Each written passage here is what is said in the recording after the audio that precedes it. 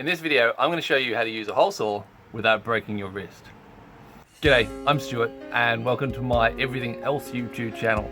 This is my channel where you won't find videos on prospecting or Japanese tools or medieval reenactment. This is my Everything Else channel. Hole saws are great tools for drilling large holes in sheet metal or wood or whatever. But if they grab and then the drill kicks, it can do serious damage to you, or what you're working on for that matter. And so in this video I want to give you some tips on what to look out for, some suggestions on how to do it safely, and also show you that even if you really have had practice and know what you're doing, it's just a little lapse in concentration or when you're getting tired, things can go wrong. First thing that can go wrong is if you're going through the material that you're drilling through with the pilot drill, and if it goes all the way through, like it's going to with thin sheet metal, you can suddenly drop through and then the hole saw hits the material you're cutting, grips and breaks your wrist. Yeah, alright. Like that. The first tip I give you is don't do what I did and use the pilot drill on the hole saw to drill the pilot hole. Much better to use a separate clean bit,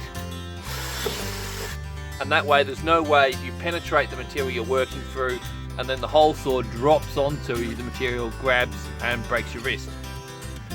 Takes a little bit of extra time with a separate drill bit, but it is safer, and this is one of those cases of do what I say, don't do what I do. Next thing that can go wrong is then as you're going through the material cutting, presumably having avoided a broken wrist, is that the hole saw can grab as it's going through and you can break your wrist.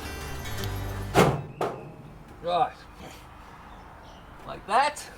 And the third thing is just when you're getting to that final bit where you've almost got all the way through, you'll start to go through in some places rather than others.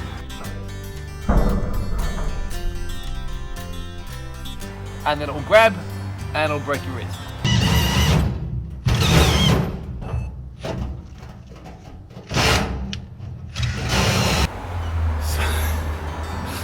So, when you're doing this, you've got to do it with control.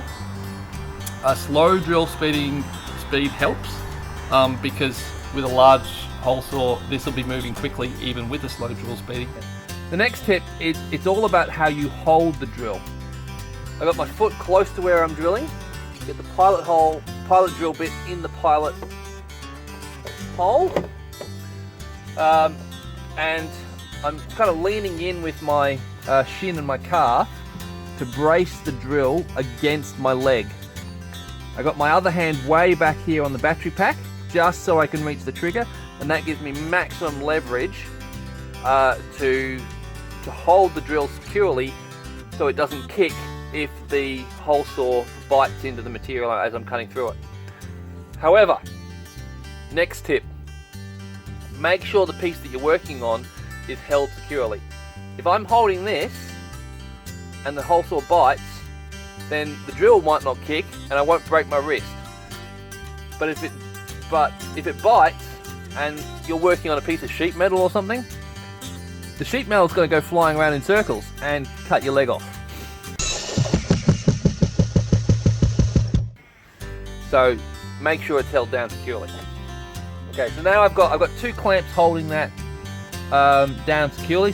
Get the pilot drill into the pilot hole, and you want to make sure that the hole saw is clear of the material you're cutting. Get the hole saw moving up to speed, and then slowly lower the hole saw into the material.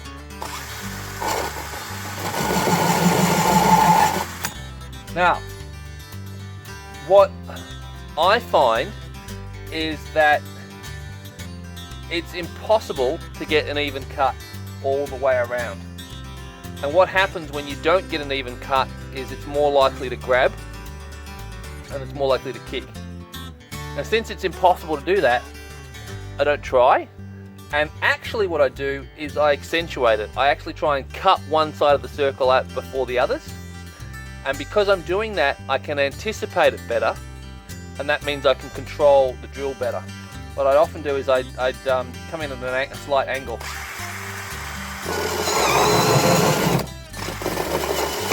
Oh, and see if it kicks. Did you see that? I had my hand pushing against the battery pack, braced against my leg.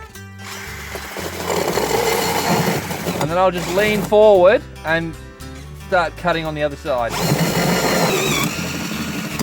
And then we're through. And as long as you keep good control, nice firm spread grip of your drill, you shouldn't have any problems. Now, if you're not working on the ground, you're working up, you can do the same thing, still bracing against your leg, and then lean your body into it. Or if you're working up, you can brace it against your chest, which is what I was doing when I was working on the top of the rocket stove, cutting those holes in. It's really quite simple, as long as you follow those basic steps. But even when you've been doing it for a while, it's a little lapse in concentration, like when you're getting tired or when you're in a rush, and you can forget, and then things can go wrong. Like what happened when I was making the rocket stove, and I was getting tired and I was rushing. Like what happened when I was working on the rocket stove. Now, fortunately, I didn't hurt myself, but that's because even though things weren't going smoothly and the hole saw was grabbing and the drill was kicking, because I had those good habits, it meant that I didn't hurt myself. Well, I didn't hurt myself much. You know, so I hope that was useful. As you can see, it's really simple, but as long as you follow those basic steps, you can really avoid giving yourself a serious injury, because when one of these drills kicks, even with a small hole saw it can happen, but with the large hole saws it's almost certain to happen. If you don't have that drill braced properly, it's going to kick and you are very likely to snap your wrist or at least sprain your wrist. And similarly, if you don't have the material secured, then yeah, that's going to give you an injury as well.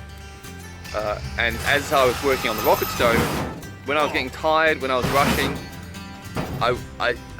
it was grabbing because I wasn't paying enough attention, but I didn't hurt myself much because I've got those habits of securely holding the drill properly.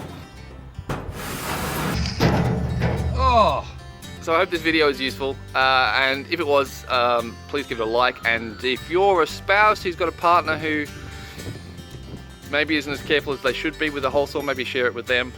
And stay tuned for the video on the rocket stove coming up, which is working brilliantly now, but it did have some teething problems. So catch you guys later. Bye bye.